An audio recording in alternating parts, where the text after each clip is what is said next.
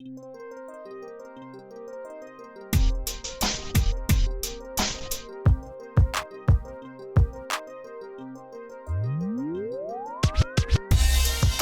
yo, it's The Bottom Line, where we talk about everything going on in the world of sports, entertainment, and life. I'm your host, Mandrey Davis, and this happens to be March, which is what?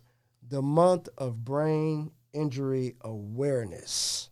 So we should really be in tune to speaking with and paying attention to people of the brain injury awareness, since this is that month.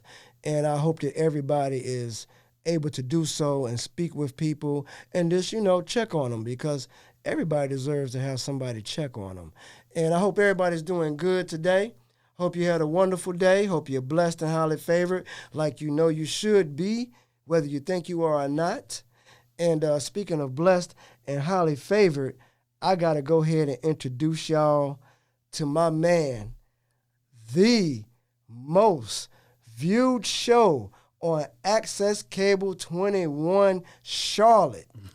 Yes, he is the man himself, Mr. Jashun Gaddy of, you know what, I'm going to let him introduce the show and himself. How you doing, Mr. Gaddy? Pretty good. You're close, Jashun. Jashun. Yes, I said Jason, pardon me. But it's everybody, believe me. I hear that so often that I'm regular. I'm just used to it. Me too. It's like I do the same thing with my name. Yeah. Everybody's messes up Mandrey, and I don't know how. It's all man my family, and my friends, they either call me Jay or Sean. Nobody really ever call me Jay Sean. It's either that or my nickname Bird from high school, So. Yeah. Same thing. Yeah. Everybody from then knows me back in the day. I hear Trey, I'd be like, oh, that's somebody who knew me from back in the day. So, man, tell me, how did you come up with the podcast, The Voices of Brain Injury? Well, I've been, before I even made my first TV show, I was volunteering here for like years, and I remember when I worked on people's shows, I would tell them about what happened to me, and everybody would be really interested about, wanting to know more information about it. Yes, sir. And they were like, you know what, you should do your own show. But at that time, I was like, it's just too much. It's like I don't think I'll be able to handle it and everything. So it was years and years of. But every time I worked on somebody's show and I told them my story, they were like, you know what, that's really interesting. And then like some of the producers actually asked me to be a guest on their show. Right. And so I guest on like a lot of the people's shows just because I was volunteer, and I guess they were interested in my story. And so that flattered me, and stuff too. So I think I kind of, got the encouragement, after hearing it so much. I'm like, you know what, this is what I want to do, because when I went to school for, broadcast and production. I wanted to be at a movie. East Carolina? Yes, sir. Yes. Okay. I wanted to be a movie producer. And so I was like, what am I doing? I have the access to these tools and stuff for right here for a good price, and I'm not taking advantage of it. Right. And so I'm like, you know what? I'm going to go through with it. And it was doing perfectly, because during this time I was also working at WBT, the radio station. This was my first job post brain aneurysm. Oh man! So it was just a blessing to actually be working in a job that I went to college for. Yes, sir. Especially in Charlotte, it was such a hard industry to get in. It definitely was. So, at that point in time, yes, it was. And so, thank God, with vocational services actually knew somebody, and then they kind of connected me to the programming director, Carl East. Oh, that's fine. So I did like a little. He gave me like a little tour, a little walkthrough, and then after that, he's like, you know what? He told my job coach, like, this guy really knows. He's really in tune, Yes, sir. And so he was like, you know what? We'll bring him on, Right. So it wasn't a regular type of intern. It was unorthodox, because I was already graduated, Oh. So I wasn't. Yeah. So it was like a special case. Wow. So that was a super blessing. Yes. You had already graduated, and they brought you back to intern and learn the scopes of podcasting in the studio. Man, that's incredible. Yep. Dang, Mr. Gaddy. Okay. Well, if you don't mind, just for the viewers so they can understand a little bit, tell a little bit of your story, like what happened to you. How did you end up in disability?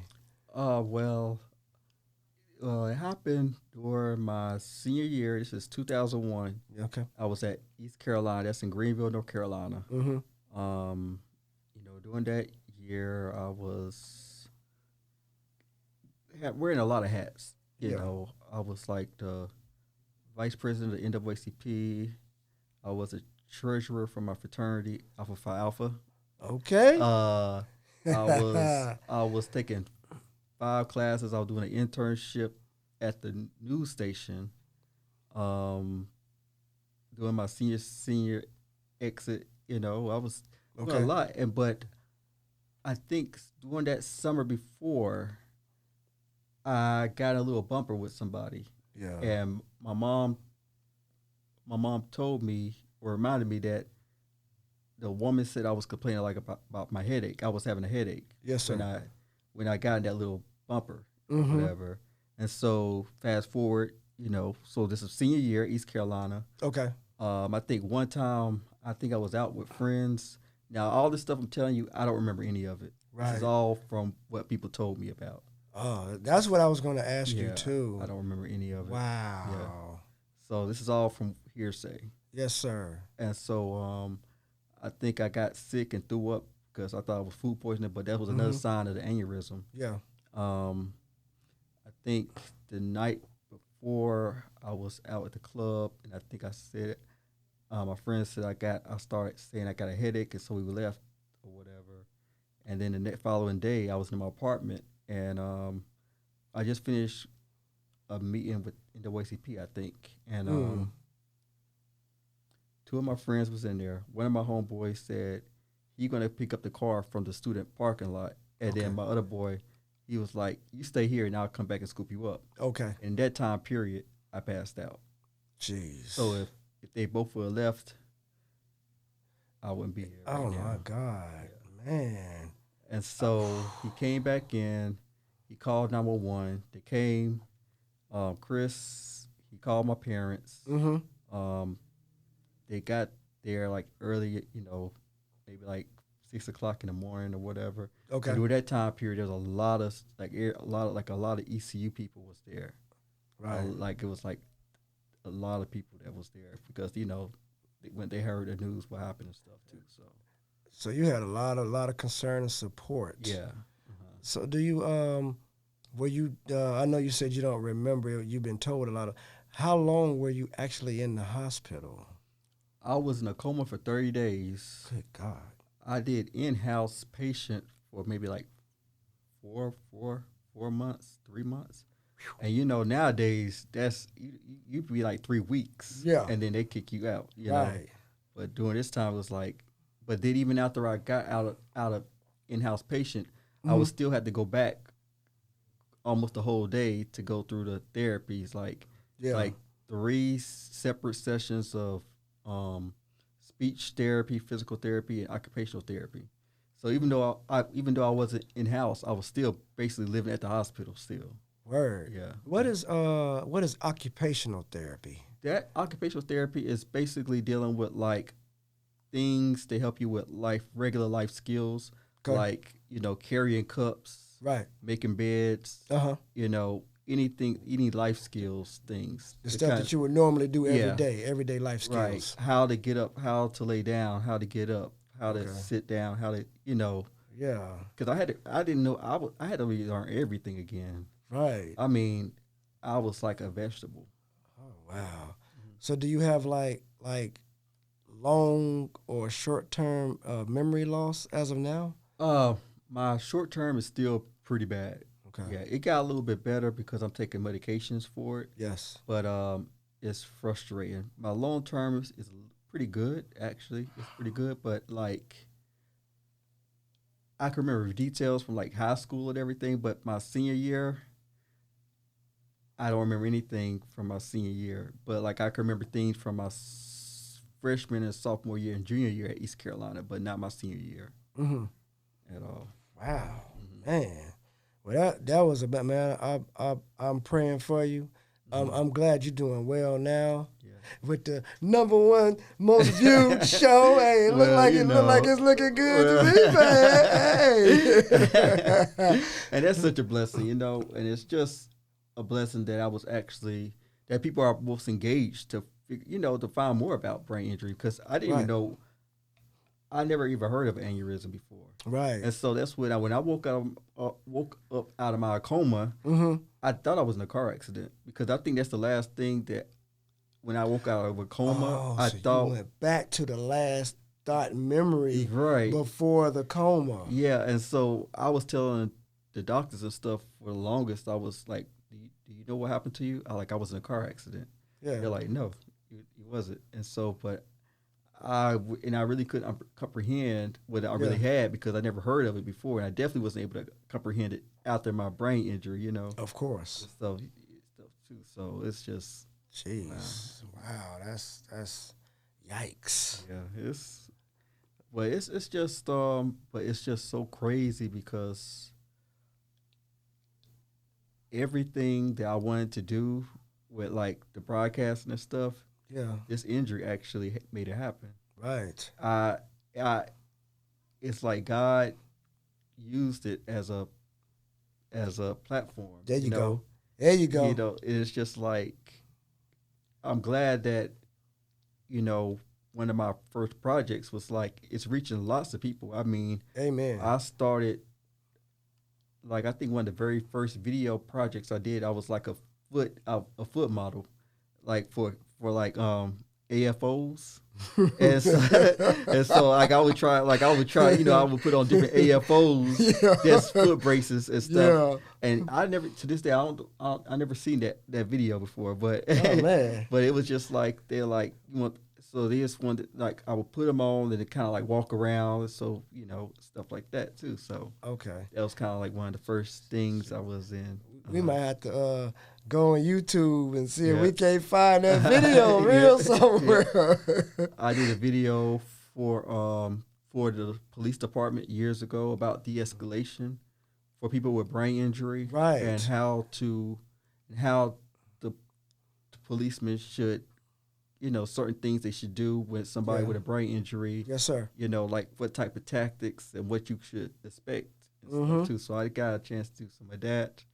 That's good, because, I just had an actual meeting the other month about that, and come to find out, a lot of the officers who are supposed to be trained on this are really not. So as a North Carolina licensed and certified peer support specialist, CST, we find that a lot of them are not educated on that, so they don't know the difference between, okay, this person's just wilding out versus this person has brain injury, this person has mental health issues that we need to take into account before we just slam them down like a common criminal. So, man, I'm glad you brought that point up, because that is awareness that not only the Charlotte-Mecklenburg Police Department, but society as a whole, they really need more awareness about this. Right. And even it's just a situation like this is like years ago. I was uptown, and I think we were leaving out somewhere. One of my friends was going to pull up the car, and then I don't know what happened to my cane or whatever. But I was walking or stuff, and then a security guy kind of approached me to ask like, "Hey, are you all right?" Yeah. And I guess because I was stumped, kind of like off balance. And then when my speech wasn't that good either. Oh, my God. He thought you were drunk. Right. He was assuming that I was drunk. And That's so then I was, crazy. and then I was also getting nervous. And so it was kind of, and then at that moment, one of my friends actually came up and like, no, he has a brain injury. He has a brain injury and stuff too. So, man. Wow, man. What touching back one more time in that area, what did the doctors what did they say the final diagnosis was? Well, it went from me having a 10% chance of living, I think what a good thing is I was in Greenville, and that was a great place for the hospitals and medicals. And so they had a lot of the most up to date equipment. That's good. And then also, and I lived in Charlotte, which is also a great place when it has a lot of the doctors and equipment and stuff. I think they flew in doctors from New York to work on because they had to do something like a coiling my brain arteries. That means like to wrap them up or whatever. Because like I said, my blood vessel burst. Yes. And so when it burst, I shouldn't be alive right now. Right. And so it was just they had to kind of drain all the blood out the way and everything too. Correct. And like I said, if they were able to catch my injury before it burst, I probably would have been saved and just regular. Right. But And it's a hard road, but we have to always keep in mind that God always, if we follow the path He sets for us, He has great things lined up for us. Yes, sir. But we got to be obedient so that He can use you and me to reach the people that He needs to reach. Exactly. Yep. And so I know that's happened like on an incredible level. Yes. And for like the people that don't know, brain aneurysm, just to give you a touch on what Mr. Gaddy is talking about, my grandmother on my dad's side, nurse or RN, Hattie Davis, she had a brain aneurysm. Oh, wow. And matter of fact, she had two. She survived one, and then later on, the other one happened, and it was instant, like out of there. Right. So a lot of people that don't understand how severe and serious a brain aneurysm it's life-threatening off the gate. Yes, and I think it's also because it was basically a birth defect. So I was born with it. Okay. It was just deciding when it's going to be, and also it's genetic. Like it runs in your family too. I had a cousin that had an aneurysm. That worked in the hospital, but thank God he was knowledgeable about what it was, and so he checked himself in and everything, and he was just he was saved. Like, and so one of my great aunts or uncles on my dad's side, so it was kind of like on that side, Right. And everything. So cool. Well, here at It's the Bottom Line. Our show is predominantly based on music. So I've got to know what song, spiritual or non-spiritual, instrumental, what music helped you get through? You know what? I'm like so weird when it comes to music because I like everything. Everything that's not commercial.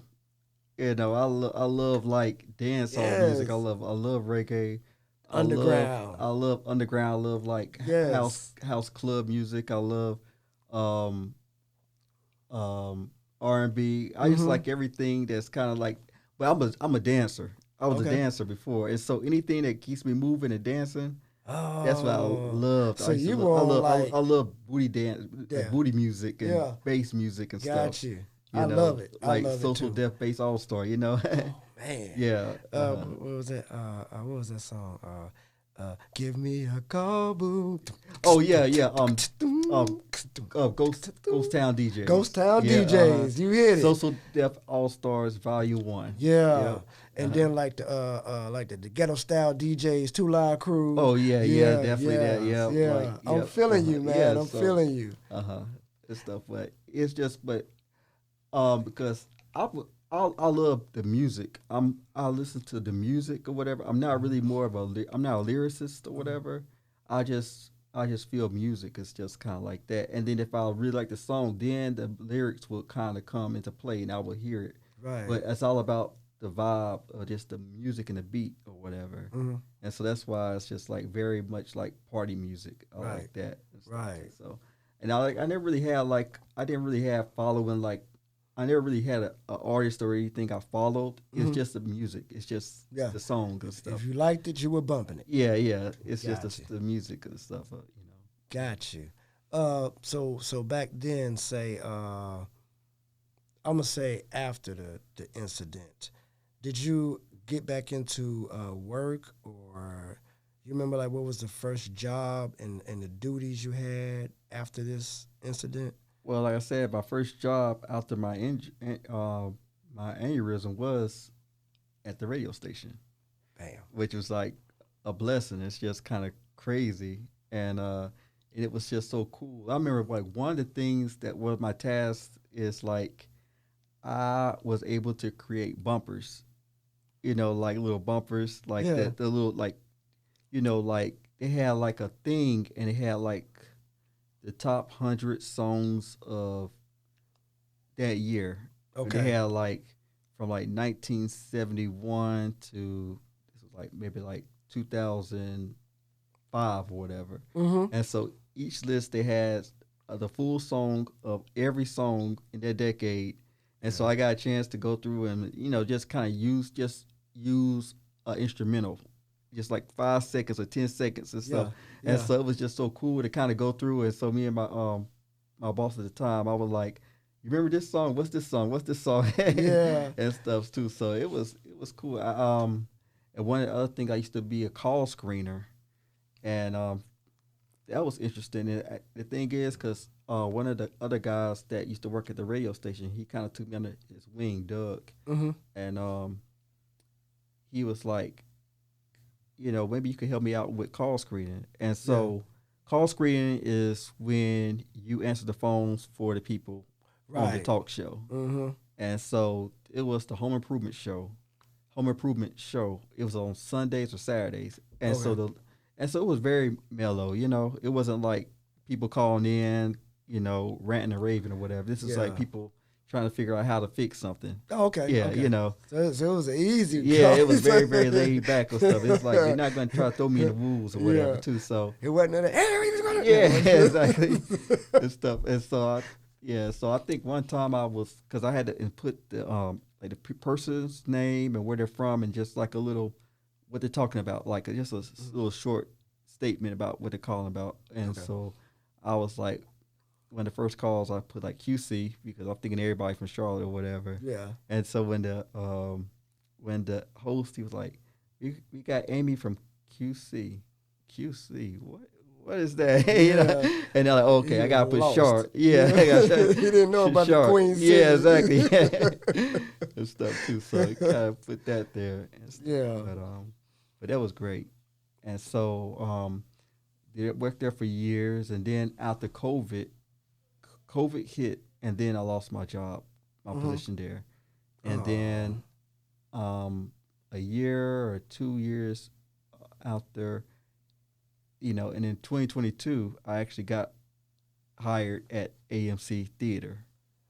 Oh. And I've been there ever since. And I love it. I love it. Okay. That's what's up, man. So touching on that, it actually made me think about, I want to kind of emphasize on something I was saying earlier. We were talking about vocational rehab, vocational services. Kind of just give a quick rundown on the process, because like especially for people that's trying to get involved and get vocational services now, what was the steps you went through to receive assistance? Well, I know my parents played a big part in that, but you have to get in touch with the vocational services at, like, with me, it was Atrium, or back in the day, it was Carolina Medical Center. Okay. And so during this time, and the thing is, it was great because my mom was actually in tune with everything. So like when I was getting therapy, I was the Brain Association, or one of the things, was already in connection, reaching out to us. So I was involved with, like, when I was still inpatient, I was going to like events like with the Brain Association group that I didn't even know where I was at. Like I went to like a baseball game when I was still impatient because right. I didn't even really know what it was. I didn't really know what it was that I was with, but that was with the Brain Association group, the support group. Gotcha. Yeah, and That's so cool, man. that's cool. a great avenue because they give a lot of information and resources. So, how did you come up with? Because I gotta know, man. It's just a name when you see it and hear it. It's like, whoa. Let me tune in and see what this is. Mm-hmm. How did you come up with the Voices of Brain Injury to name your show? Well, actually, when I was thinking my first type of show, I wanted to kind of showcase some of my other friends because they have like a lot businesses and stuff, and so I was like that would be cool to kind of have each episode kind of talk about their their drive and stuff, and so then that's cool, yeah. And then when people start telling about, well, your story, you got a great story, I'm like, well, maybe so. Really? And then there was a few bad situations that happened, and that kind of put the put me on the fast track. Like, okay, yeah, but it was like, but it was almost like I was going to use the show as a soapbox, okay. Because I wanted to say, kind of like, speak up for myself, right? Or to tell people this is not how we are and everything. Yeah. Kind of like from a defensive. Mm-hmm. Yeah, I was being more defensive or at whatever. That point in time, yeah, because I was going to be called like the what's it called? Something like the misconception.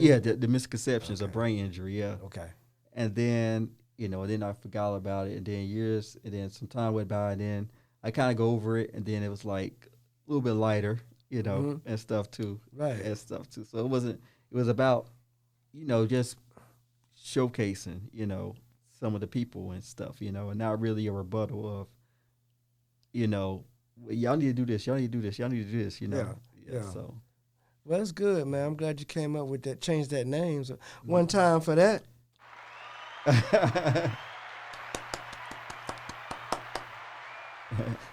And so, since we're at this point, I might as well go ahead and ask you. We definitely want to put on a clip of your show. So, which clip would you want on there, and what's the description that is displaying to the world? I would like a clip of the interview that I did with one of my first bosses, Carl East from WBT Radio, and he was my first guest on my first episode of my show. Okay. And he was basically just talking about some of the things that employers may want to look out for or know when they're working with a person with a brain injury. Right. And he was just the best. He was just so great. Like he did a lot of things adaptive. Like for example, like I would when I used to run the Rush Limbaugh. Oh, yeah, man, stop playing. Yeah, I did. And dude, this time everybody was like, "You did that?" Like I didn't know anything about him though. So yeah, but so he was like, but that board was like long, and so it was over. But I only needed to use like part of it. Yeah. And so every time he would just put a white paper over all the parts that I don't use.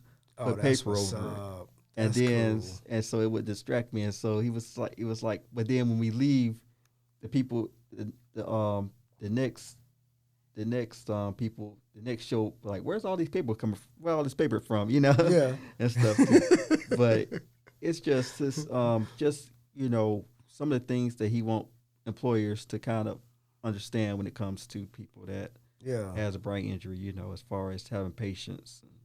And that was so cool of him. You know what I'm saying? Shout outs to him for that. Yes. And so, since we talked about it, let's go ahead and shoot to this clip, and we'll be right back after this. Y'all enjoy. It's The Bottom Line. So what was some of the important things that you think people can learn from job coaches and TBI survivors? Patience and empathy. And if you don't have patience, go out and get some. Because what Katie was able to explain to us was, this young man gets it, but you're going to have to be repetitive. She didn't sugarcoat stuff. She didn't try to trick us into bringing somebody on board who wasn't capable. And once I understood that, you know, because she was a good salesperson, but she also made a great amount of sense. And once I met you, I understood all it would take is just to be patient and show you how we do stuff. Right, and that's great information. What were some of the training methods that you used in teaching and working with me? Well, there were a couple. One of the things that I was able to do, thankfully, is that my office was big enough where I could bring you in and sit at an extra desk. And the first thing I trained you on how to do was to open up an audio log on your computer and look through dates and times and find specific shows to edit some audio from the audio log, whether it would be an entire show because somebody wanted a copy of an entire talk show. But wait a minute, before that, didn't you kind of show me or teach me how to run the audio board for the... As a matter of fact, we talked about running the audio board during a syndicated show. Right. Well, let's talk about that now. Yeah. I don't think we did that first, but maybe we did. Okay. Maybe your memory's better than mine. I think we did. When we went into the air studio, we went to the audio console. Now, we're sitting at a desk here. The audio console in our control room at the radio station is bigger than this desk. Right. Yeah. Not only that, but do you remember how many audio channels there were on that board? I tried to remember the other night and counted. I think in my mind, 15. Yeah, it was overwhelming. It was overwhelming. Yeah. And when I was training you on how to run the audio commercials during the national commercial breaks in the syndicated show, you really only needed to worry about a couple of volume knobs. Right. Not all of them, but just maybe 3 or 4. Yep. So do you remember what I did? Yeah. You and Katie thought about, y'all brainstormed and y'all basically came back and y'all put blank papers over all the boards that I don't have to work with, that's irrelevant to what I need to work with. And so basically you covered up the whole board except for the channels and the knobs that I need to use for the show. We cut out all the noise, all that external noise, which I took for granted. I didn't understand that when you sat at that audio console, you would get confused and go to turn a channel on that didn't relate to what we were doing. And when Katie said, erase all that stuff he doesn't need, we came up with the idea to put blank copy paper. And we tried to recycle a lot of it because the next producers would come in and go, what's all this paper doing on I here? didn't know about that. And so we would stack it, and I'd keep it in the corner, and then these are Jashun's papers, and we'll put it back when he gets back in here, and we'll cover up the audio console and leave only the sliding knobs that you needed. Right. And once we erased all that external noise, it was so simple. You got it right away. And what else do you remember you incorporating into me running the board? So what happens a lot during syndicated shows in that studio is people come in, hosts that are going to come on after that show is over and be live, they would come in and do some prep work. Other producers may be coming in to do work, and it kind of became a social hour for folks. And you still have work to do. And so what we learned right away is that you weren't able to filter out that external conversation and still listen to what you needed to be listening to. So we absolutely got you headphones where you put the headphones on, and you weren't being rude, but you were staying focused. And once everybody picked up on Jashun was serious about running this audio console, they quieted down. Oh, okay. And you got your headphones on and you stayed focused. You would stay in the zone. Welcome back. It's The Bottom Line, your host with the most, Mandrey Davis. And that was a clip of the voice of brain injury with Mr. Gaddy. Man, look here. Everything about this presentation, everything about the show, I watched a couple of other clips. it's amazing work, brother. Thank you. I'll give you your props, man. Thank you so much. You know, and thank you for actually getting into this field of work because, you know, we all appreciate it, you know, yes. and it's like a step. How do you feel when people come up to you and they're inspired and you're just like, wow, really? Like, how do you take that when people come up and tell you that, hey, you're inspiring me? I'm so grateful. I mean, it's I'm very humbled. I'm very, very humbled. Like, I was I got baptized in what year? I think 2012 or something like that.